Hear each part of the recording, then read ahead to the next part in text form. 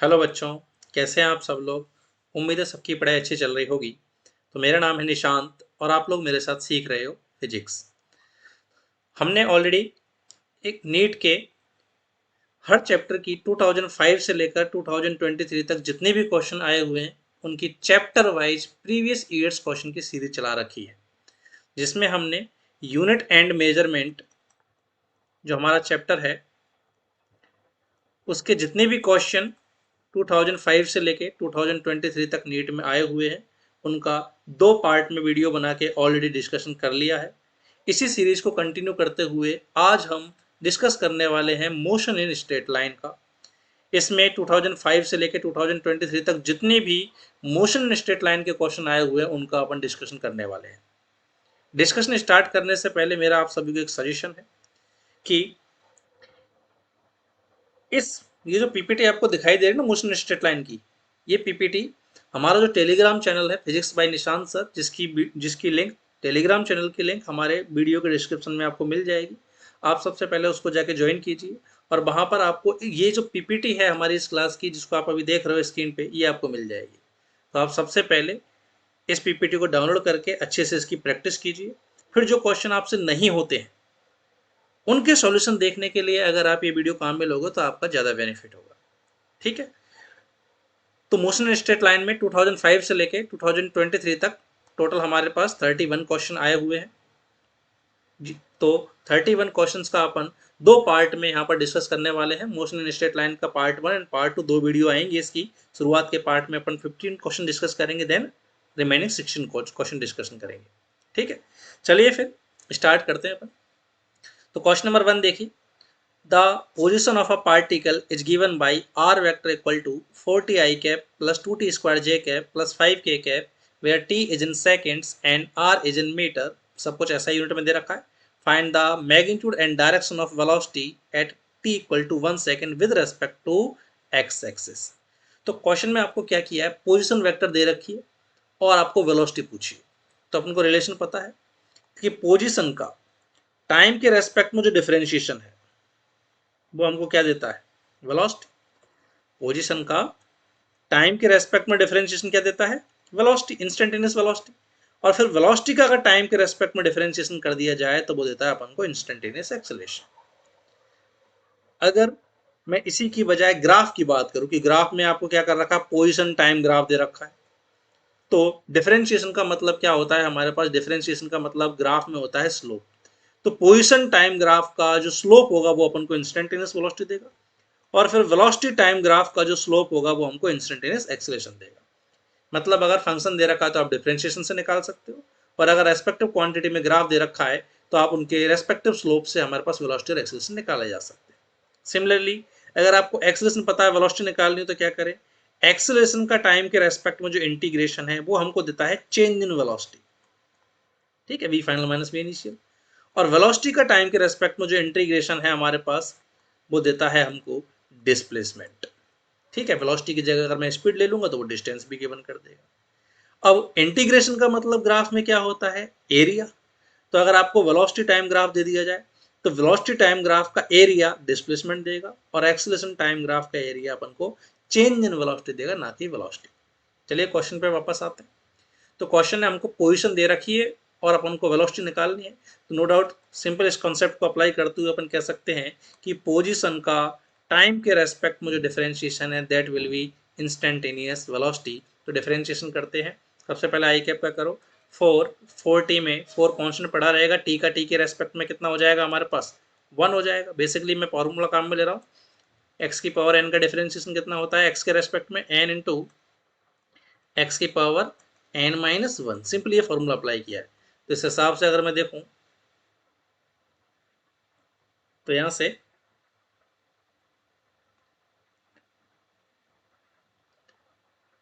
T का differentiation क्या हो जाएगा हमारे पास, टी को क्या लिख सकता हूँ, टी की पावर 1। तो इसका डिफरेंशिएशन क्या हो जाएगा, 1 टी की पावर 1 माइनस 1 आई कैप प्लस 2 टी स्क्वायर का डिफरेंशिएशन करते तो सिंपली इस फॉर्मूले को अप्लाई करते हुए क्या बोल सकते हैं, टी स्क्वायर है तो इसका डिफरेंशिएशन हो जाएगा 2 टी की पावर 2 माइनस 1 एन माइनस 1 किया है मैंने, जे कैप फिर 5, कांस्टेंट का डिफरेंशिएशन क्या होता है 0।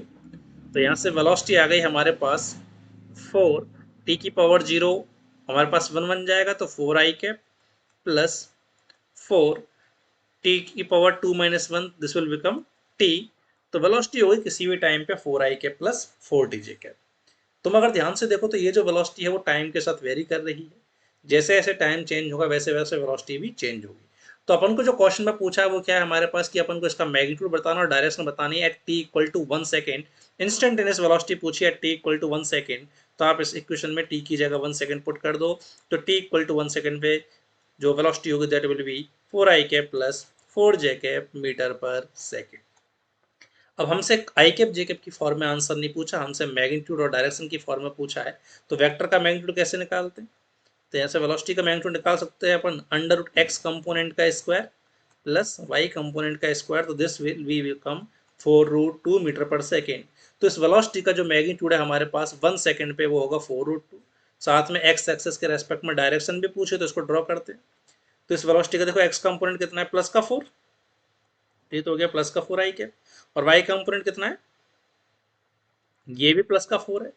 तो x भी 4 है y भी 4 है, तो इनका रिजल्टेंट एग्जैक्टली बीच में आ जाएगा हमारे पास इस डायरेक्शन में 45 डिग्री पे। तो अपन कह सकते हैं कि t इक्वल टू 1 सेकेंड पे जो वेलोसिटी होगी दैट विल बी 4√2 मीटर पर second at angle 45 degree with x axis. तो करेक्ट आंसर क्या हो जाएगा हमारे पास 4√2 मीटर पर second at angle 45 degree, first option. Clear? अब ये मैंने यही बता दिया क्योंकि कि हमारे पास बार बार काम में आता रहेगा कि पोजीशन के डिफरेंशिएशन से वेलोसिटी मिलती है, वेलोसिटी के डिफरेंशिएशन से एक्सेलरेशन मिलता है, और एक्सेलरेशन से एक्सेलरेशन के टाइम के रेस्पेक्ट में इंटीग्रेशन से चेंज इन वेलोसिटी मिलती है, और वेलोसिटी के टाइम के रेस्पेक्ट में इंटीग्रेशन से डिस्प्लेसमेंट मिलता है। वेलोसिटी की जगह अगर मैं मॉड ले लूँ मतलब स्पीड ले लूँ तो उसका डिफरेंशिएशन उसका टाइम के रेस्पेक्ट में इंटीग्रेशन क्या दे देगा, डिस्टेंस दे देगा। डिफरेंशिएशन का ग्राफ में मतलब स्लोप होता है। तो अगर आपको फंक्शन ना दे के अगर आपको ग्राफ दे तो पोजीशन टाइम ग्राफ का जो स्लोप होगा वो अपन को वेलोसिटी देगा, और वेलोसिटी टाइम ग्राफ का जो स्लोप होगा वो एक्सेलरेशन देगा। इंटीग्रेशन का मतलब ग्राफ में एरिया होता है, तो एक्सेलरेशन टाइम ग्राफ का एरिया चेंज इन वेलोसिटी देगा, और वेलोसिटी और टाइम ग्राफ का एरिया डिस्प्लेसमेंट देगा हमारे पास। ठीक है, नेक्स्ट क्वेश्चन की तरफ चलते हैं। सेकंड क्वेश्चन देखिए, a vehicle travels half the distance with speed v and the remaining distance with speed 2v, तो एवरेज स्पीड क्या होगी? आपसे क्या कहा है कि कोई व्हीकल है हमारे पास, डिस्टेंस चल रहा है, एक बार जरा इसका मोशन समझते हैं कि एक व्हीकल है हमारे पास, डिस्टेंस चल रहा है, टोटल डिस्टेंस का हाफ तो चल रहा है v से और रिमेनिंग हाफ चल रहा है हमारे पास 2v से। मैं टोटल डिस्टेंस को d मान लेता हूँ, let total distance equal to d। तो इस टोटल डिस्टेंस का हाफ, ये तो इसने कितनी स्पीड से चला v से, फिर रिमेनिंग हाफ तो वो भी dy/2 हो जाएगा, वो कितने से चला 2v से। आपसे पूछा एवरेज स्पीड, तो एवरेज स्पीड का रिलेशन क्या होता है हमारे पास? एवरेज स्पीड होती है हमारे पास, एवरेज स्पीड होती है total distance covered in motion upon total time of motion. अब यहां से यहां तक के लिए अगर मैं देखूँ तो टोटल डिस्टेंस तो चलो मेरे को पता है d है, जो कि मैंने एज्यूम कर रखा है, आगे जरूरत पड़ती है उसको एलिमिनेट करना पड़ेगा। टाइम नहीं पता, तो अपन क्या करें, इंडिविजुअल मोशन का टाइम निकाल ले। इस मोशन के लिए अगर मैं देखूं यहाँ पर तो यूनिफॉर्म स्पीड से dy/2 डिस्टेंस चला है, और रिलेशन पता है अपन को, डिस्टेंस इक्वल टू होता है हमारे पास स्पीड इनटू टाइम, तो वहां से टाइम निकाल सकते हैं। तो शुरुआत के हाफ पार्ट का जो टाइम होगा वो हो जाएगा शुरुआत के हाफ पार्ट की डिस्टेंस अपॉन हाफ पार्ट की स्पीड। सेकेंड पार्ट का जो टाइम होगा वो हो जाएगा सेकेंड पार्ट की डिस्टेंस अपॉन सेकेंड पार्ट की स्पीड। तो फर्स्ट हाफ को कवर करने में d/2v टाइम लगा, और सेकेंड पार्ट को कवर करने में d/4v टाइम लगा।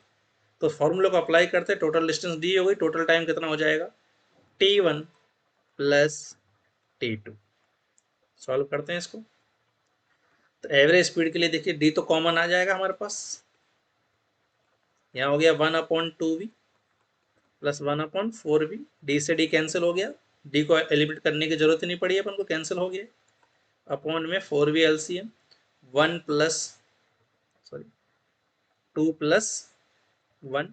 तो एवरेज स्पीड कितनी आ गई यहाँ से हमारे पास, दिस इज 4vy 3, तो इस पूरे मोशन के लिए जो एवरेज स्पीड होगी वो 4v/3 होगी, मतलब ऑप्शन नंबर 2। उम्मीद है सबको समझ में आ गया हो। ठीक, वैसे अगर मैं इसका कंसेप्ट तुम्हें समझाऊं तो कंसेप्ट क्या, जरा वो समझ लो एक बार, कि जब भी हमारे पास टुकड़ों में मोशन हो रहा होता है, पार्ट्स में मोशन हो रहा होता है, कि मान लो पहले v1 स्पीड से चला वो d1 डिस्टेंस, फिर पार्टिकल जो है वो v2 स्पीड से चला d2 डिस्टेंस, फिर पार्टिकल v3 स्पीड से चला हमारे पास d3 डिस्टेंस, इसी तरीके से चलता हुआ जा रहा है। आपको एवरेज स्पीड पूछिए तो अपन कैसे निकालेंगे? तो आप पहले तो इंडिविजुअल जो मोशन हो रहा है इंडिविजुअल पार्ट पे फोकस कर लो। पहले पार्ट की स्पीड पता है, पहले पार्ट की डिस्टेंस पता है, पहले पार्ट का टाइम भी निकालो, तो टाइम क्या हो जाएगा? Distance upon speed. दूसरे पार्ट का टाइम हो जाएगा हमारे पास दूसरे पार्ट की डिस्टेंस अपॉन दूसरे पार्ट की स्पीड, और थर्ड पार्ट का हमारे पास टाइम हो जाएगा थर्ड पार्ट की डिस्टेंस अपॉन थर्ड पार्ट की स्पीड। अब क्वेश्चंस में क्या होगा, आपको इन तीनों वेरिएबल्स में से कोई भी दो गिवन होंगे और बाकी हमारे पास पूछ लेगा। क्लियर? अब अगर आपको दोनों स्पीड पता है, डिस्टेंस पता है, तो टाइम आ जाएगा, टाइम पता है, स्पीड पता है, तो आप डिस्टेंस भी निकाल सकते हो जिन जिन चीज़ों की जरूरत पड़े। तो एवरेज स्पीड क्या हो जाएगी हमारे पास? एवरेज स्पीड होती है टोटल डिस्टेंस, तो हर पाथ की डिस्टेंस को कैलकुलेट करता जाऊँ, ऐड करता जाऊँ, तो ये तो हो गई total distance upon total time. Clear? अगर आपको क्वेश्चन में डिस्टेंस दे दो, टाइम दे दे, तो ये रिलेशन काम में ले लो, या फिर अगर आपको केवल स्पीड और टाइम दे, डिस्टेंस ना दे तो डिस्टेंस निकाल सकते हैं यहाँ से, कैसे? Speed into time. तो डिस्टेंस को लिख सकते हो v1 t1, यहाँ से v2 t2 and v3 t3।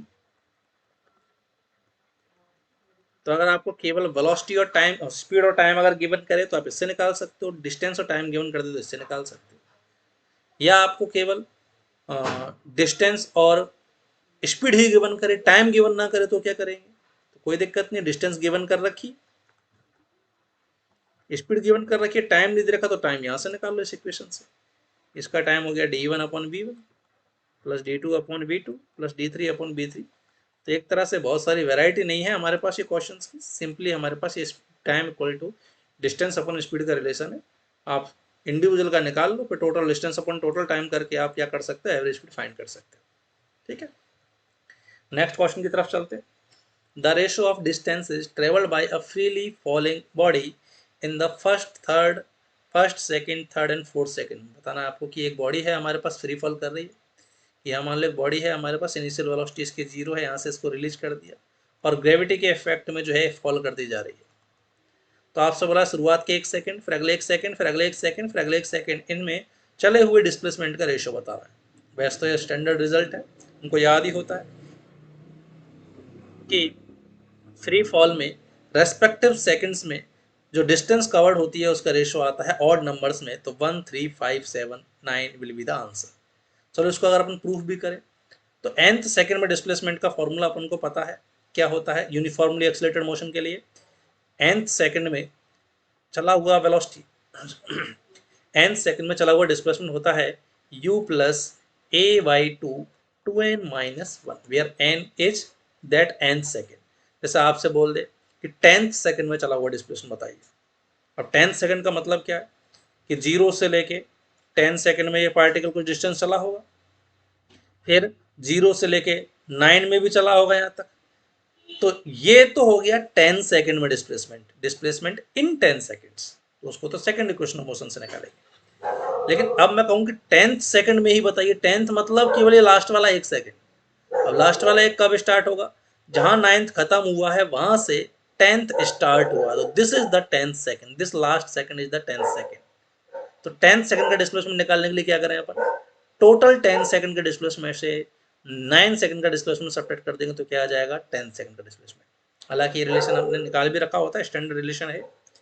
तो nth सेकंड में अगर मेरे को अपन को डिस्प्लेसमेंट निकालना तो सीधा सीधा रिलेशन लग सकता है।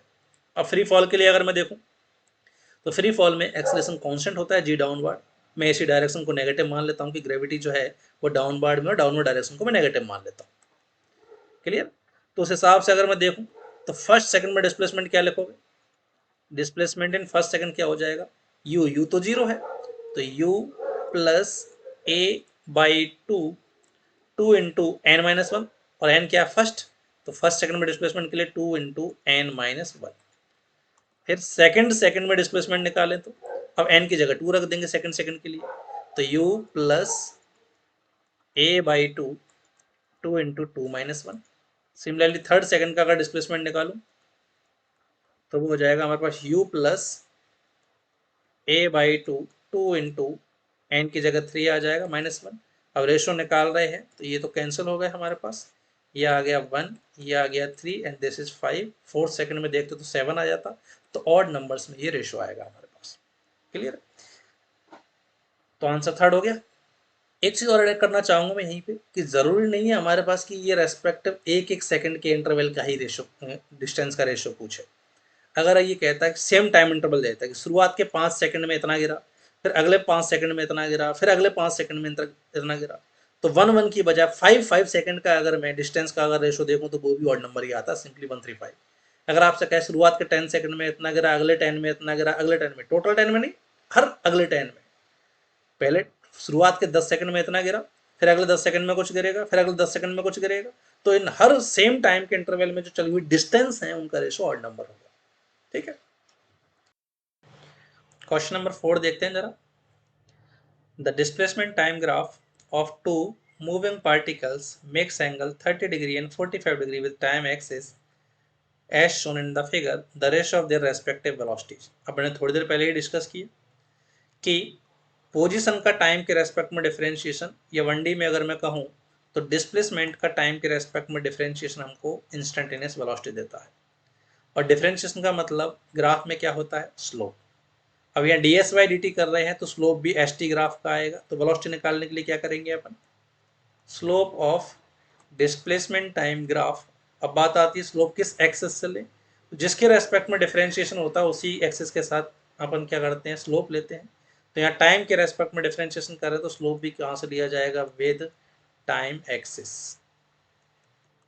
ठीक है, अब इसने क्या कहा है कि एक का एंगल 30 डिग्री है तो 30 वाले को तो फर्स्ट वाला पार्टिकल मान लेते हैं, और 45 डिग्री है तो इसको अपन को सेकंड वाला पार्टिकल मानना पड़ेगा रेस्पेक्टिवली, है ना, साथ साथ में। क्योंकि अगर हमारा आंसर मान लो 1 रेशो रूट 3 हो गया तो 1 रेशो रूट 3 भी है और रूट 3 रेशो 1 भी है, तो किसको फर्स्ट और किसको सेकंड माने वो मैटर करता है। तो इसने 30 डिग्री पहले दे रखा था, इसको फर्स्ट पार्टिकल मान लेते हैं, और 45 डिग्री बाद में दे रखा था, इसको सेकंड पार्टिकल।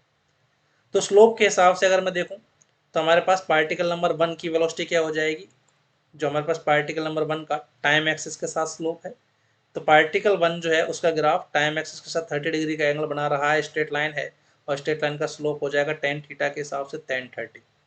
ठीक है, यूनिट्स कुछ नहीं बोल रखी है तो ऐसा यूनिट मान लेते हैं मीटर पर सेकेंड से, हालांकि रेशो में यूनिट्स वाला फैक्टर जो है वो कैंसिल ही हो जाना है।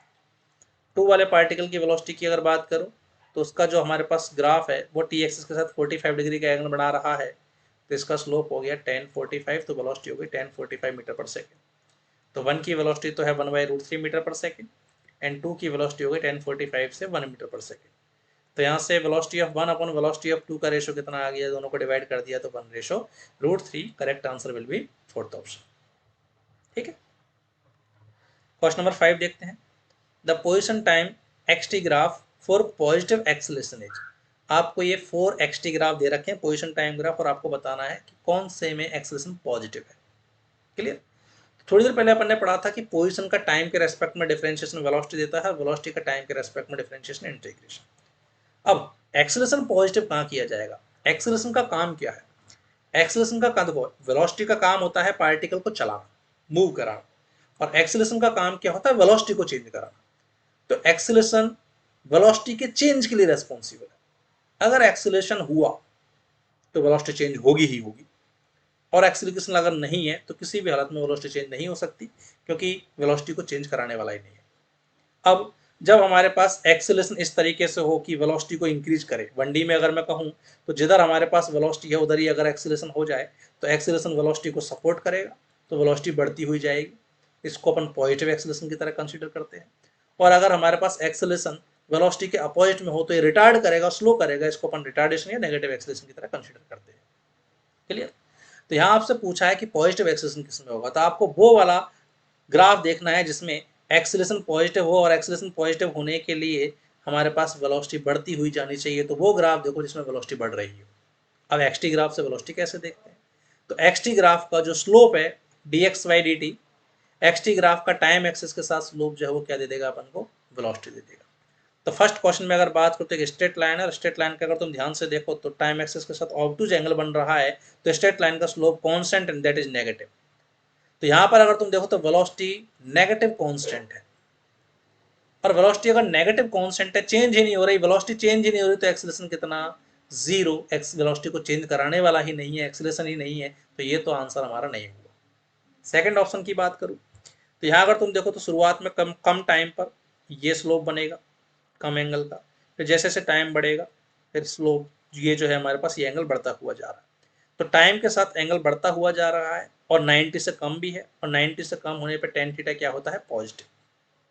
ठीक है, तो वेलोसिटी जो है हमारे पास हमेशा पॉजिटिव है, और थीटा बढ़ रहा है तो tan थीटा भी बढ़ेगा, तो वेलोसिटी भी बढ़ेगी। तो सेकंड ग्राफ में वेलोसिटी बढ़ रही है, वेलोसिटी बढ़ेगी, कब बढ़ेगी, जब एक्सेलरेशन सपोर्ट करेगा, तो यहाँ हमारे पास एक्सेलरेशन पॉजिटिव हो जाएगा, तो ये आंसर हो गया हमारे पास। चलो अपन बाकी को भी चेक करते हैं। तो थर्ड ग्राफ में अगर अपन देखें तो शुरुआत में हमारे पास, शुरुआत में अगर तुम देखो शुरुआत वाले टाइम पे, तो ये इस तरह की टेंजेंट बनेगी इस ग्राफ पे, ये थीटा आएगा। देन टाइम टाइम के साथ बढ़ने पर अगली टेंजेंट ये बन जाएगी, इसका थीटा क्या हो गया हमारे पास, कम हो गया।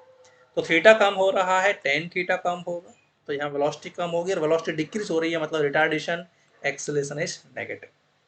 सिमिलरली फोर्थ ऑप्शन में देखें तो ये स्ट्रेट लाइन ही हो गई, स्ट्रेट लाइन का ये थीटा हो गया हमारे पास। अब ये पर्टिकुलर फिक्स एंगल है, तो इसके लिए स्लोप फिक्स हो गया, वेलोसिटी क्या हो गई, कांस्टेंट, और वेलोसिटी कांस्टेंट है मींस एक्सेलरेशन जीरो। तो इस हिसाब से भी हम कह सकते हैं आंसर ओनली 2 है। Clear.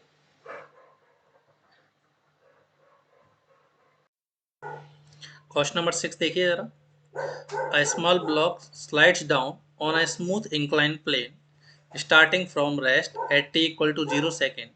Let Sn be the distance traveled by the block in interval n minus 1 to n. Then the ratio बताना है अपन। तो क्वेश्चन ने क्या बोला, देखो कि एक इंक्लाइन प्लेन है, चलो इसका एंगल थीटा ज्यूम कर लेते हैं, और यहाँ से हमारे पास इसके ऊपर एक ब्लॉक है, मास m मान लेते हैं। ठीक, और t इक्वल टू 0 पे इसको रिलीज किया गया है।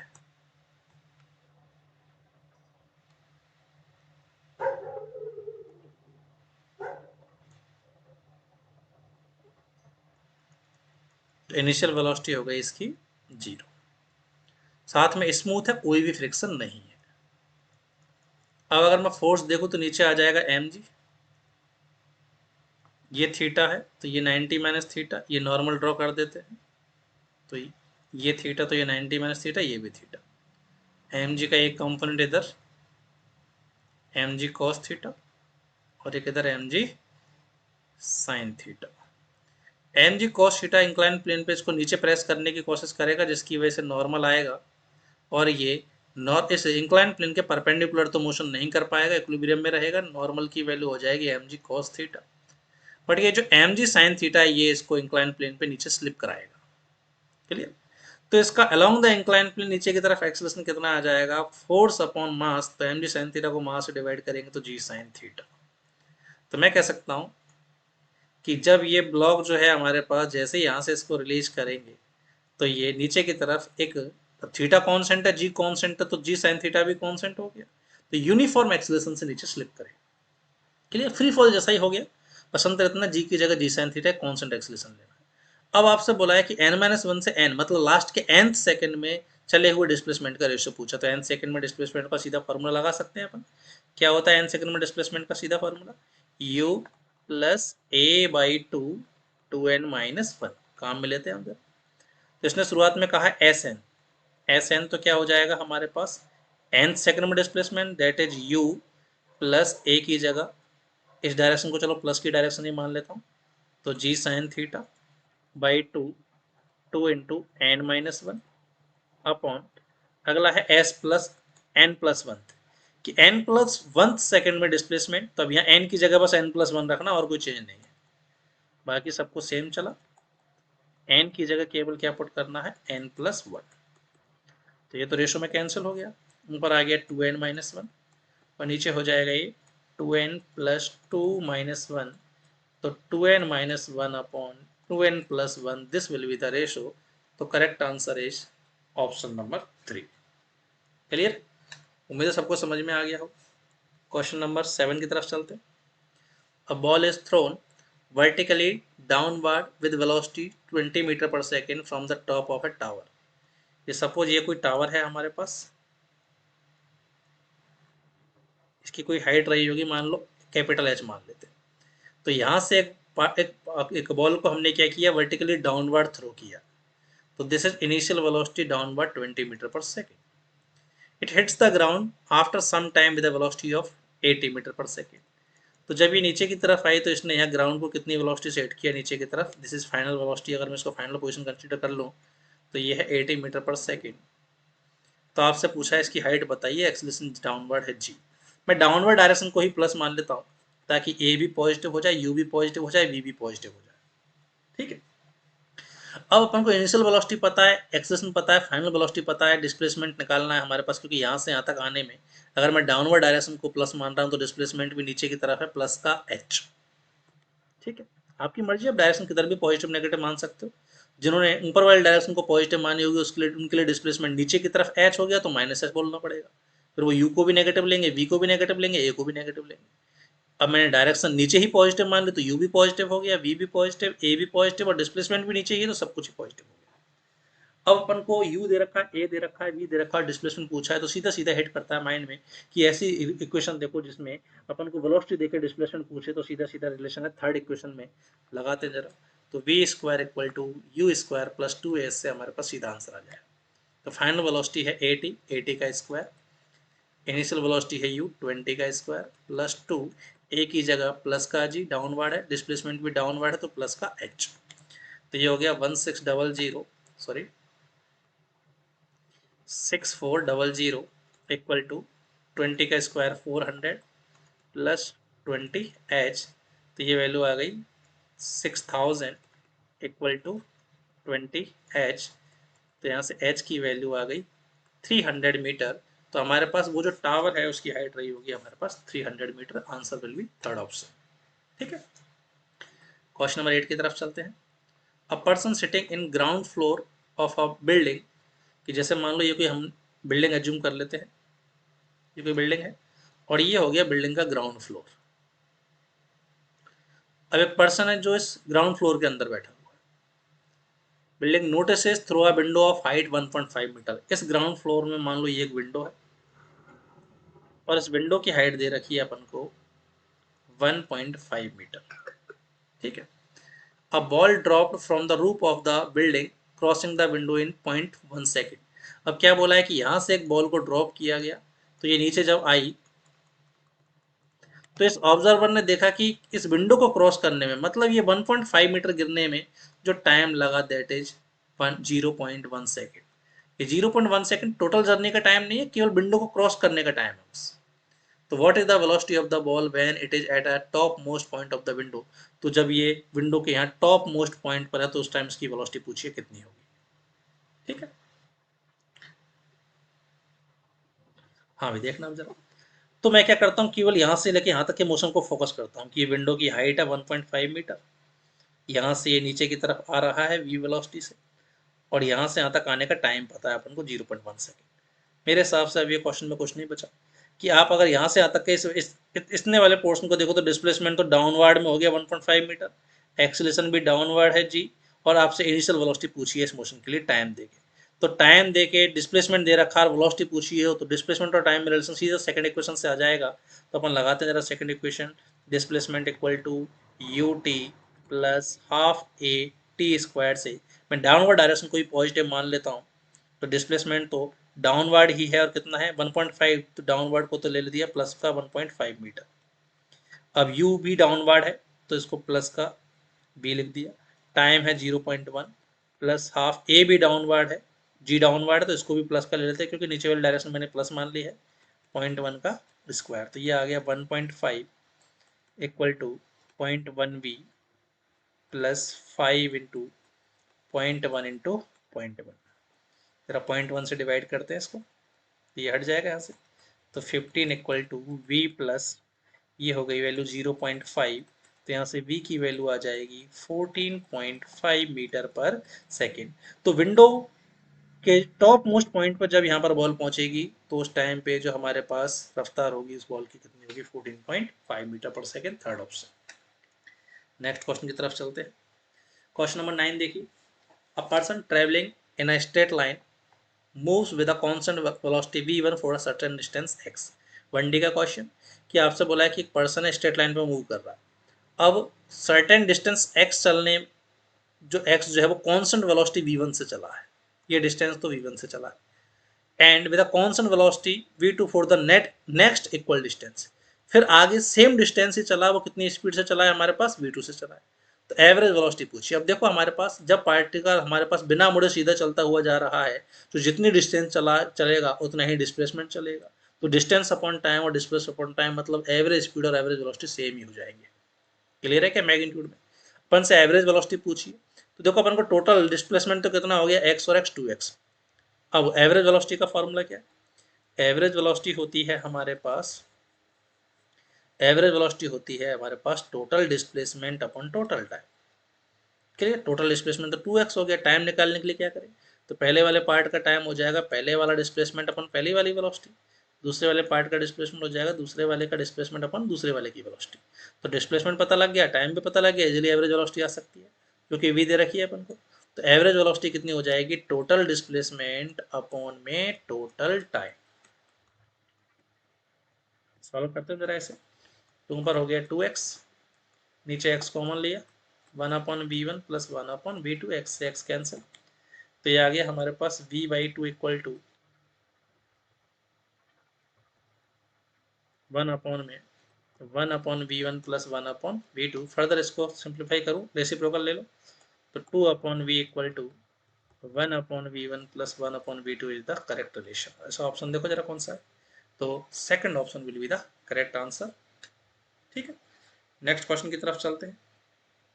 क्वेश्चन नंबर 10 देखिए, Preeti reached the metro station and found that the escalator was not working. Preeti क्या है, हमारे पास मेट्रो स्टेशन पहुंची है, वहाँ इस तरह का कोई एक्सलेटर है, मान लेते चलो इसकी लेंथ एल है और इससे इसको यहाँ ग्राउंड से मान लो टॉप फ्लोर तक जाना होगा। तो इसने पहले दिन जब ये गई उस दिन क्या पाया कि ये एक्सलेटर रुकी हुई है, ये काम ही नहीं कर रही। तो she walked up the stationary escalator in time t1। तो प्रीति खुद ऊपर चढ़ी, मान लेते हैं प्रीति की स्ट्रेंथ है वीपी रफ्तार से चलने की, एक्सकलेटर जो है वो हमारे पास रेस्ट पे है, प्रीति खुद इस पे वॉक करते हुए ऊपर चढ़ी है, तो टाइम लगा है t1। तो मैं सीधा सीधा कह सकता हूँ टाइम कितना हो जाएगा, चली हुई डिस्प्लेसमेंट अपॉन ग्राउंड, ग्राउंड के रेस्पेक्ट में बात कर लेते हैं सब कुछ। डिस्प्लेसमेंट चढ़ी है ये एल और वेलोसिटी है इसकी वीपी। अगले दिन क्या हुआ, if she remains stationary on the moving escalator then the escalator takes time t2। अगले दिन क्या हुआ कि सेम एक्सलेटर पे पहुंची, इस बार एक्सलेटर चलता हुआ मिला, उसकी रफ्तार मान लो वी है, तो ये खुद रेस्ट पे रही और एक्सलेटर चलते हुए एक्सलेटर पे खड़े होने की वजह से ऊपर पहुंचती गई। तो इस टाइम क्या हुआ, खुद तो नहीं चल रही बट एक्सलेटर की वेलोसिटी जो है इसको लेके जा रही है ऊपर, तो अब जो टाइम लगेगा वो कितना हो जाएगा, L upon we accelerator.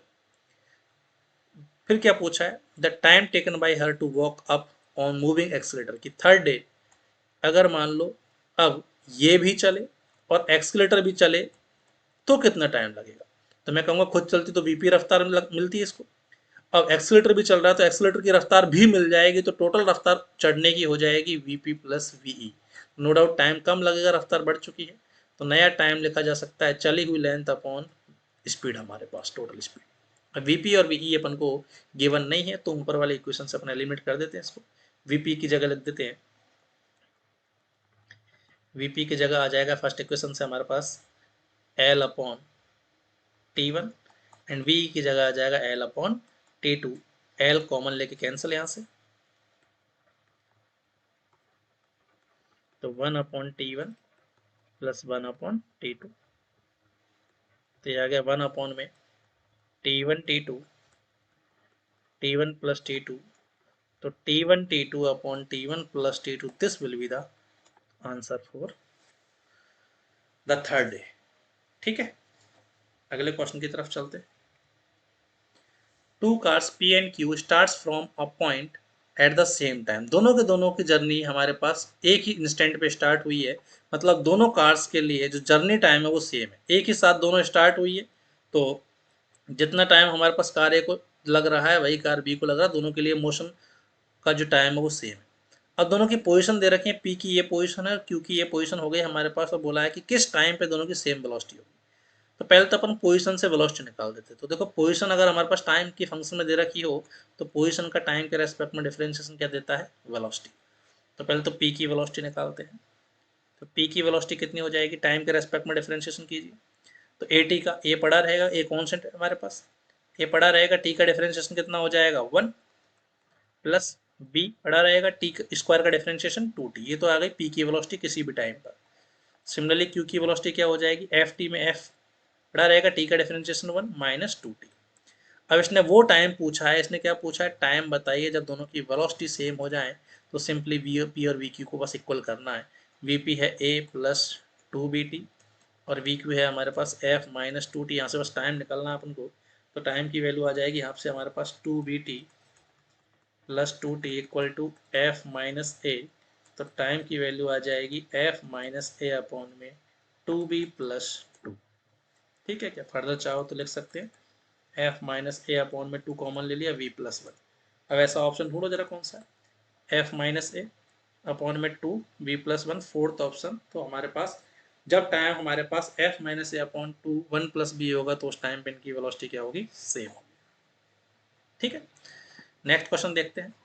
If the velocity of a particle is v equal to at plus bt square, where a and b are constant, then the distance traveled by it in between 1 second से 2 second कितना होगा। अपने सबसे पहले इसे ही discuss किया था कि अगर अपन को डिस्टेंस और डिस्प्लेसमेंट निकालने हो तो डिस्प्लेसमेंट के लिए तो हमारे पास क्या होता है, डिस्प्लेसमेंट जो होता है हमारे पास तो वो वेलोसिटी का टाइम के रेस्पेक्ट में इंटीग्रेशन t1 से t2 टाइम तक डिस्प्लेसमेंट देता है। लेकिन डिस्टेंस निकालने के लिए वेलोसिटी ना लेके अपन वेलोसिटी का मॉड लेंगे, इंस्टेंटेनियस वेलोसिटी का। तो उससे हमारे पास स्पीड निकलेगा। मॉड का मतलब क्या है, केवल मैग्नीट्यूड। मैग्नीट्यूड पॉजिटिव है तो भी प्लस में लेना, नेगेटिव है तो भी प्लस में लेना। मतलब ये बेसिकली स्पीड ली गई है, क्योंकि इंस्टेंटेनियस वेलोसिटी का जो मैग्नीट्यूड होता है वही स्पीड होती है। तो स्पीड का टाइम के रेस्पेक्ट में डिफरेंस इंटीग्रेशन क्या देता है अपन को, डिस्टेंस। अब इस वैल्यू में अगर तुम देखो तो इस फंक्शन में जो भी तुम टी की वैल्यू रखोगे तो ये भी पॉजिटिव ये भी पॉजिटिव, पूरी की पूरी वैल्यू पॉजिटिव ही आएगी। टी की हर वैल्यू के लिए वेलोसिटी पॉजिटिव आ रही है, मतलब यही इसकी स्पीड भी हो गई।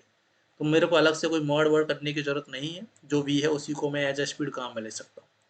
अब आपसे पूछा डिस्टेंस बताइए, तो डिस्टेंस क्या होती है हमारे पास, integration of speed with respect to time. अब कहाँ से कहाँ तक की डिस्टेंस निकालनी है, तो t इक्वल टू 1 से t इक्वल टू 2 सेकंड तक चली हुई डिस्टेंस निकालनी है। इंटीग्रेशन करते हैं तो a पड़ा रहेगा, t का इंटीग्रेशन हो जाएगा टी स्क्वायर बाई 2 लिमिट 1 से 2 प्लस b, टी स्क्वायर का इंटीग्रेशन हो जाएगा टी क्यूब बाई 3 लिमिट 1 से 2। तो डिस्टेंस क्या ट्रेवल हो रही है यहाँ से, a लिमिट पुट करते हैं, पहले अपर लिमिट पुट कीजिए 2 का square by 2 minus lower limit का square by 2 plus b 2 cube by 3 minus 1 cube by 3। Solve करते हैं इसे, तो ये तो हो गया हमारे पास 2 से 2 कैंसिल, तो 2 minus 1 by 2 plus b by 3, ये हो जाएगा 2 की पावर 8 माइनस 1। तो ये वैल्यू तो आ गई यहाँ से 3a by 2 plus 7b by 3। इतनी डिस्टेंस चलेगा 1 से लेके हमारे पास 2 सेकेंड में। जैसा ऑप्शन देखो 3a बाई 2 इन दोनों में है हमारे पास, और साथ में 7b बाई 3। तो fourth option will be the correct answer. ठीक है, नेक्स्ट क्वेश्चन की तरफ चलते हैं।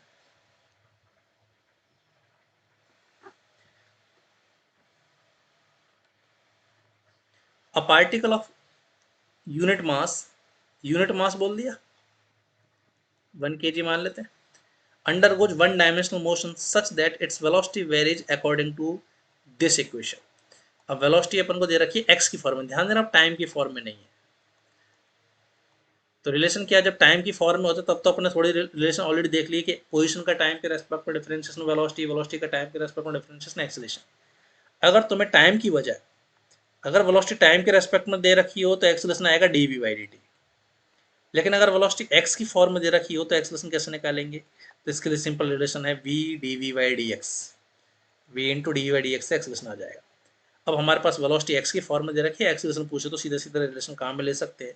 आगे क्या बोला है, where beta and N are constant, beta और एन कॉन्स्टेंट है, केवल एक्स ही वेरिएबल है।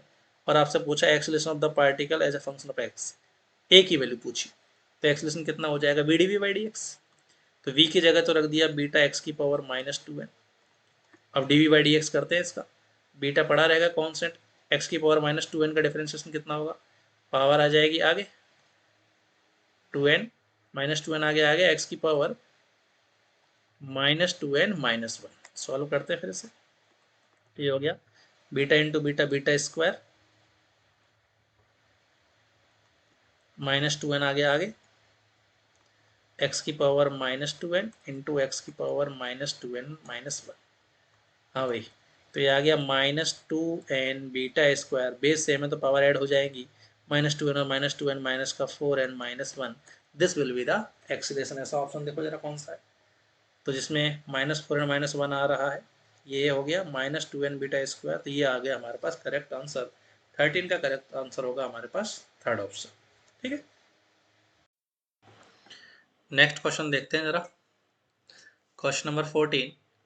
A stone falls freely under gravity, free fall, ठीक है, हमारे पास फ्री फॉल का क्वेश्चन है मोशन अंडर ग्रेविटी से। It covers distances h1 h2 h3 in first 5 second, the next 5 second and next 5 second respectively. ये relation थोड़ी देर पहले बताया भी था मैंने कि फ्री फॉल में अगर अपन बात करें तो सेम इंटरवल में चली हुई डिस्टेंसेस का रेशो ऑड नंबर होता है। तो शुरुआत के 5 सेकेंड में अगर x चलेगा तो अगले 5 सेकेंड्स में चलेगा 3x, फिर अगले 5 सेकंड में चलेगा 5x। ये हमारे पास रेशो होगा उनका कि x है तो 3x और ये 5x। अब इसने क्या कहा है कि फर्स्ट 5 सेकंड में h1 चला तो x की वैल्यू h1 मान लेते हैं, सेकंड 5 सेकंड में कितना चला, h2 चला है, this is h2 and this is h3। इसको बस लिखना है अपन को रीअरेंज करके इसकी फॉर्म में, क्लियर। तो यहाँ से अगर तुम देखो x की वैल्यू के हिसाब से देख लेते हैं, चलो सबको मैं h में कन्वर्ट कर लेता हूँ, h1 में, फर्स्ट ऑप्शन के हिसाब से h1, तो x की वैल्यू h1 के बराबर है, यहाँ h1 रख दो। तो यहाँ से मैं h1 को क्या लिख सकता हूँ, h2/3। सिमिलरली यहाँ पर x की जगह जब h1 रखोगे तो h1 की वैल्यू आ जाएगी h3/5।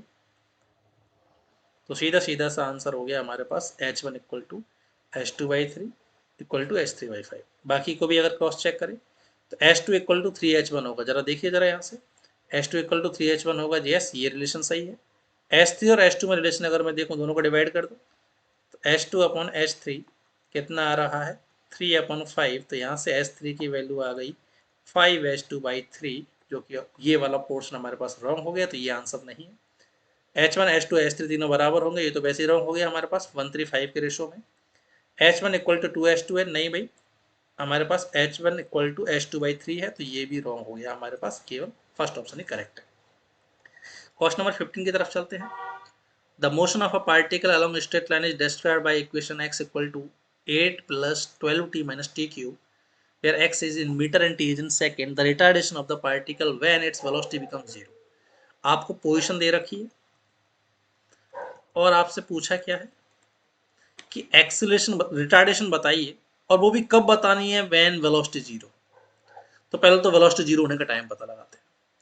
तो पोजीशन का टाइम के रेस्पेक्ट में डिफरेंशिएशन क्या देगा, वेलोसिटी करिए डिफरेंशिएशन, 8 का 0 हो जाएगा, 12t का 12 और इसका हो जाएगा 3t²।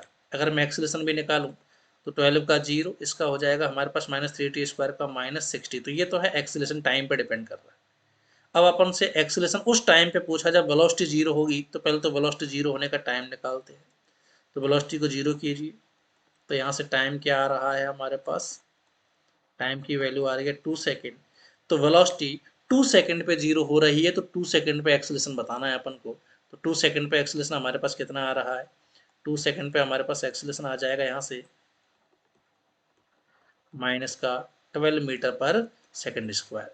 तो जब वेलोसिटी 0 होगी तो उस टाइम पे एक्सीलरेशन -12 मीटर पर सेकेंड स्क्वायर होगा, या बोल दो रिटार्डेशन 12 मीटर पर सेकेंड स्क्वायर होगा। तो answer will B second option.